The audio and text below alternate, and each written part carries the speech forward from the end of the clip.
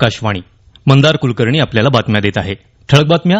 विद्यार्थी आंदोलनाबाबत चर्चेला सरकार तयार असल्याची केंद्रीय संसदीय कामकाज मंत्री किरेन रिजिजू यांची संसदेत माहिती. भारतात परदेशी नागरिकांच्या प्रवेशासाठी आणखी 11 आंतरराष्ट्रीय प्रवेश ठिकाणांची अधिसूचना केंद्र सरकारकडून प्रसिद्ध. कृषी क्षेत्रातील विद्यार्थ्यांसाठीच्या शिष्यवृत्ती आणि पाठ्यवृत्तींसाठीचा निधी राष्ट्रीय शिष्यवृत्ती पोर्टलच्या माध्यमातून वितरित. कोलंबियात भूकंपामुळे 132 पेक्षा जास्त जणांचा मृत्यू तर 570 जण जखमी. आणि नायजेरियात सुरू असलेल्या 23 वर्षांखालील राष्ट्रकुल तलवारबाजी स्पर्धेत पहिल्याच दिवशी 17 पदकं जिंकत भारताची दमदार सुरुवात. आता सविस्तर बातम्या. अलीकडेच झालेली विद्यार्थ्यांची आंदोलनं आणि त्यांच्याशी संबंधित मुद्द्यांवर संसदेत सविस्तर चर्चा करण्यास सरकार तयार असल्याचं केंद्रीय संसदीय कामकाज मंत्री किरेन रिजिजू यांनी काल सांगितलं. कामकाज सल्लागार समितीच्या बैठकीनंतर संसदेच्या आवारात ते पत्रकारांशी बोलत होते. विरोधी पक्षाच्या सदस्यांनी सभागृहात शिस्त पाळून कामकाजात यापुढे अडथळा आणू नये असं आवाहनही त्यांनी केलं. विरोधकांनी सभागृहाचं कामकाज चालू दिल्यास केंद्रीय गृहमंत्री अमित शहा यांना विद्यार्थी आंदोलनाबाबत निवेदन देणं आणि विरोधी पक्षाच्या सदस्यांच्या सर्व शंकांचं निरसन करणं शक्य होईल असं रिजिजू म्हणाले. झारखंडमधील विद्यार्थी आंदोलक नेते देवेंद्रनाथ महातो यांना रुग्णालयात दाखल करण्यात आलं आहे. काल रांचीमध्ये झालेल्या मोर्चाच्या वेळी जखमी झाल्यानंतर प्रकृती आणखी बिघडल्यामुळे त्यांना रुग्णालयात दाखल करण्यात आलं आहे. पोलिसांनी लाठीमार केल्याचा आरोप महातो यांनी केला आहे. भारतीय जनता पक्षानं पोलिसांनी विद्यार्थ्यांविरुद्ध केलेल्या लाठीमाराच्या निषेधार्थ झारखंड बंद पुकारला आहे. संसदेच्या पावसाळी अधिवेशनाच्या चौथ्या आणि अंतिम आठवड्याला कालपासून सुरुवात झाली. मात्र नीट पेपरफुटीवरून आंदोलन करणाऱ्या विद्यार्थ्यांवर झालेल्या पोलिसांच्या कारवाईसह इतर विविध मुद्द्यांवरून गदारोळाचं सत्र सुरूच राहिल्यामुळे लोकसभेचं कामकाज कालही दिवसभरासाठी तहकूब झालं. दिल्लीत विद्यार्थी आंदोलकांवर झालेल्या पोलिसांनी केलेल्या अवाजवी बळाच्या वापराचा मुद्दा उपस्थित करत विरोधी पक्ष सदस्यांनी केंद्रीय गृहमंत्री अमित शहा यांच्या निवेदनाची मागणी केली. विधी आणि न्याय राज्यमंत्री अर्जुनराम मेघवाल यांनी न्यायाधिकरण सुधारणा विधेयक सादर केलं. विरोधकांच्या गदारोळातच हे विधेयक सभागृहात मंजूर झालं.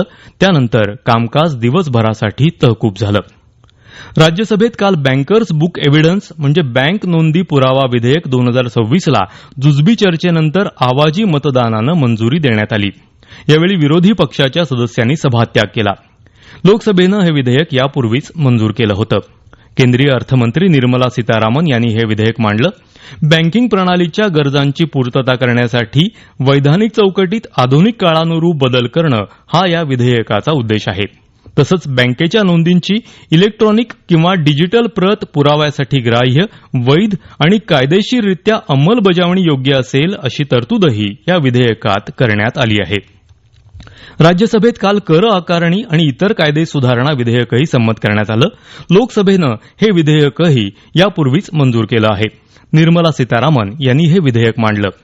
गोंधळामुळे राज्यसभेच्या कामकाजात वारंवार येणाऱ्या अडथळ्यांमध्येच ही विधेयकं मंजूर करण्यात आली.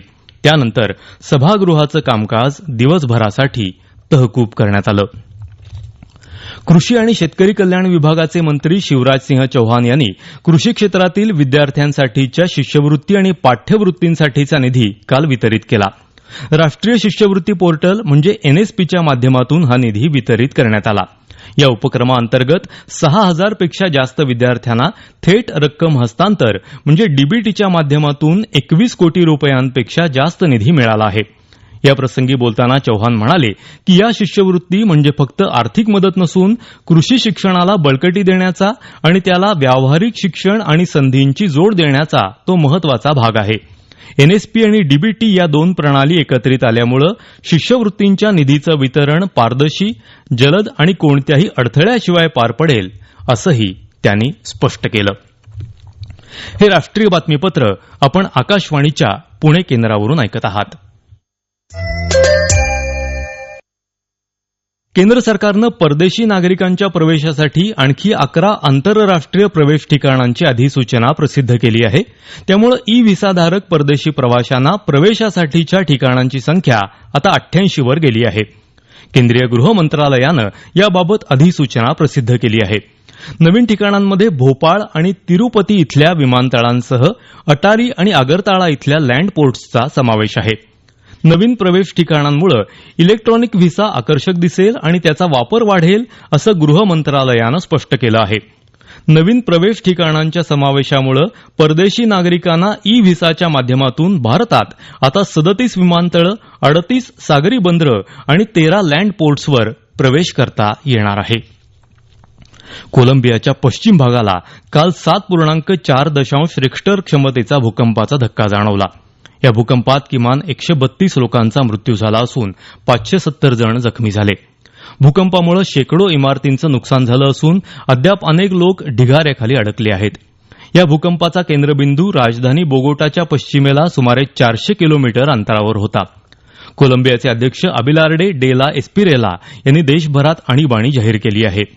इक्वेडोर आणि पनामा या शेजारच्या देशांनाही भूकंपाचे धक्के जाणवले.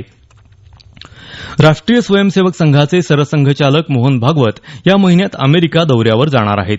संघाच्या जागतिक प्रसार मोहिमेचा भाग म्हणून हा दौरा आयोजित करण्यात आला आहे. 29 ऑगस्टला न्यूयॉर्क इथल्या मॅडिसन चौक गार्डन इथं एका कार्यक्रमाला मोहन भागवत संबोधित करणार आहेत. सुमारे 5,000 नागरिक कार्यक्रमाला उपस्थित राहणार असून सांस्कृतिक कार्यक्रमही आयोजित करण्यात येणार आहेत. रक्षाबंधनाच्या सणाच्या निमित्तानं एकता, नागरी उत्तरदायित्व आणि सलोखा यांचा संदेश देण्यासाठी अहेड या संस्थेतर्फे या कार्यक्रमाचं आयोजन करण्यात आलं आहे. अमेरिकेतील फेडरल न्यायालयानं उद्योगपती गौतम अदानी यांच्याविरुद्धच्या कथित लाच आणि गैरव्यवहार प्रकरणी दाखल करण्यात आलेले गुन्हे रद्द केले आहेत. फेडरल न्याय विभागानं याबाबत केलेल्या विनंतीवरून ब्रुकलिनचे न्यायमूर्ती निकोलस गॅरोफिस यांनी हे गुन्हे रद्द केले. मात्र न्याय विभागाच्या निर्णयाबाबत त्यांनी चिंताही व्यक्त केली.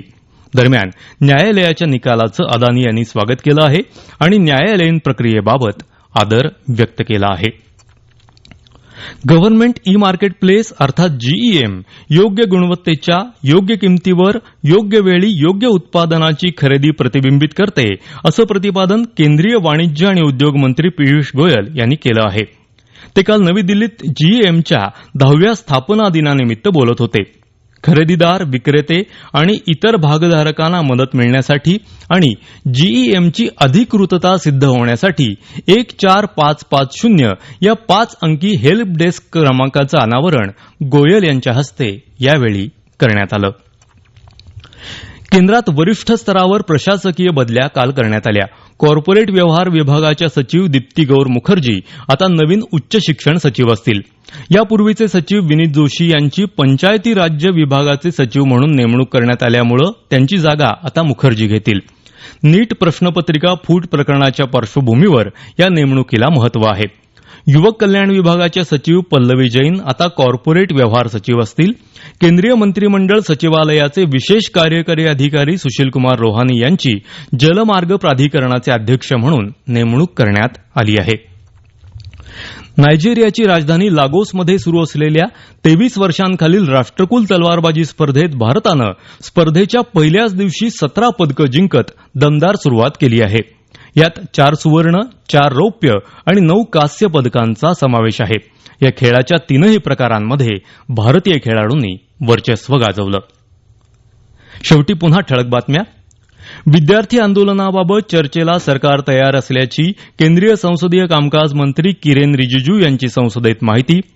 भारतात परदेशी नागरिकांच्या प्रवेशासाठी आणखी 11 आंतरराष्ट्रीय प्रवेश ठिकाणांची अधिसूचना केंद्र सरकारकडून प्रसिद्ध. कृषी क्षेत्रातील विद्यार्थ्यांसाठीच्या शिष्यवृत्ती आणि पाठ्यवृत्तींसाठीचा निधी राष्ट्रीय शिष्यवृत्ती पोर्टलच्या माध्यमातून वितरित. कोलंबियात भूकंपामुळे 132 पेक्षा जास्त जणांचा मृत्यू तर 570 जण जखमी. आणि नायजेरियात सुरू असलेल्या 23 वर्षांखालील राष्ट्रकुल तलवारबाजी स्पर्धेत पहिल्याच दिवशी 17 पदकं जिंकत भारताची दमदार सुरुवात. याबरोबरच हे राष्ट्रीय बातमीपत्र संपलं. नमस्कार.